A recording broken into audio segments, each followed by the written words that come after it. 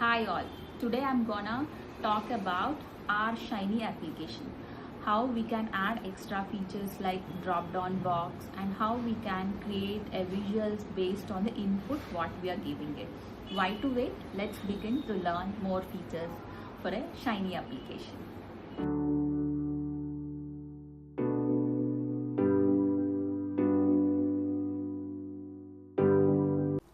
Hi all, today I'm going to teach about how we can add a drop down box and a visual graph here in the app what we created in the last lesson. So let's begin. How do we create from the user interface? As I taught you, this is your user interface object and we are creating using the fluid page. So now I will add the drop down box from the side. So I'll use a side bar layout, and from there I create a sidebar panel, and let's create a select input. So that will help you to create your drop down box here. So let's name as select underscore category. So this input will help you to pass your input what you are providing in your drop down box, and then I will label them as select. Choose a category. This is your label for your drop down box, and from this choice option, so you are giving unique from the directly from the variable. So now before we going into it, let's open now glucose data here. Let's go here once.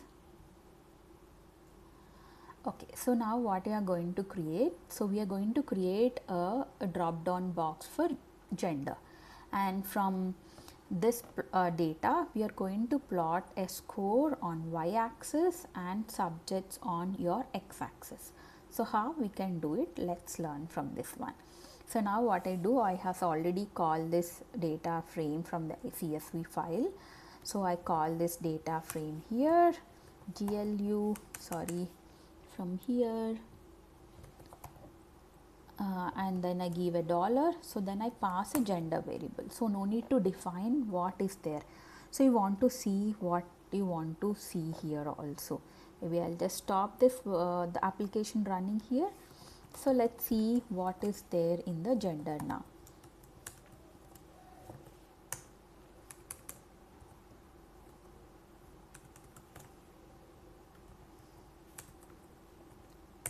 So we have female and male.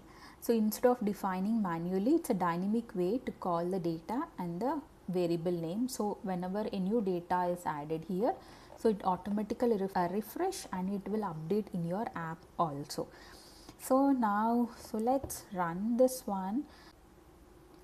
As we seen that the error here, it is showing that we need a main panel because we are creating a drop down box that is an input. So that is an input we have created. So that's the reason it is asking for the output to get to provide. So then let's write a main panel to be added here, and now we will give the plot output and we name it as a plot. Any name you can define, it doesn't mean that you have to write only the plot, any name you can define. So now let's execute this, and if you see here, the drop down box for gender has been created with the values has been added in the data.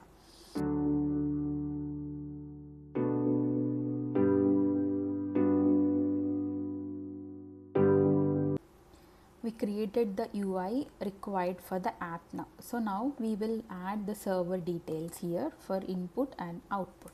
So let's open the parentheses here and we'll call the output to be defined here now. Now we will write the output once and we'll call them as a plot because we have called this plot here as an output. So let's define this and let's assign the assignment operator, and we'll call the render plot now, because this will listen to your drop down box which is in select input and update your graph or any whatever you are passing here in the render. So as we are plotting a graph here, so I have used the render plot here now, and let's define all the parameters. So let's add the GLU data here and we will calling from the list of list, and we are calling all the plot we want to define here. As we are calling the GLU data here, so before you write your data, always make sure that you passing the right data here. So as I created a drop down box for a gender, so you pass the same variable here, and which is equal to, and we are calling the selected category. So we are passing an input here. So input and the dollar and the select category, and we will keep them as in a brackets, in a not brackets, it's a square bracket and we keep it as comma here to define the rest of the variables, and we call them as AES to define your x-axis. So your x-axis you want to define as a subject, and y is equal to the score of this value. So let's go back to the data again, how you want to define. So the subject you would like to plot on x-axis, and this is score on your y-axis. So as we defined here, and let's keep the plus icon because you want to define the rest of the parameter, what kind of graph you would like to see. So I want to see as geometric of a box plot. So let's define the box plot here, and let's define here now. Okay, so let's save this and let's reload the application here. So it's showing an error has occurred. So let's see where the issue has been created here now. Let's debug this issue right now. So let's see how we can define here. So here we are only restricting not to select any other data. So here we are checking all the data along with this, and now let's execute again. Let's see how we need any kind of improvement in this program now. So it's taking time to upload here. Still it is showing the node stack overflow. So I believe this is the issue. I think let's execute this. Yeah, so here we can see the drop down box along with the box plot which is plotted with the subject data and with the scores. So now if you see here, so whenever you add this one, so make sure in our application whether you are passing or not. So if it's not needed, it's all because of this. In the last lesson it is not running because we are just trying to find from where this app development program is there to initiate the application load.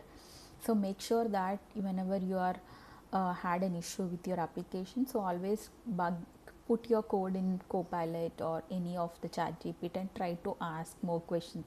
See how much you can efficiently develop your graph here. So in this way, so you can define your graph or a application here. In the next class, so I will also teach you how we can create a multiple drop down list and update your visual. So as how we can define more than one condition and we can update it.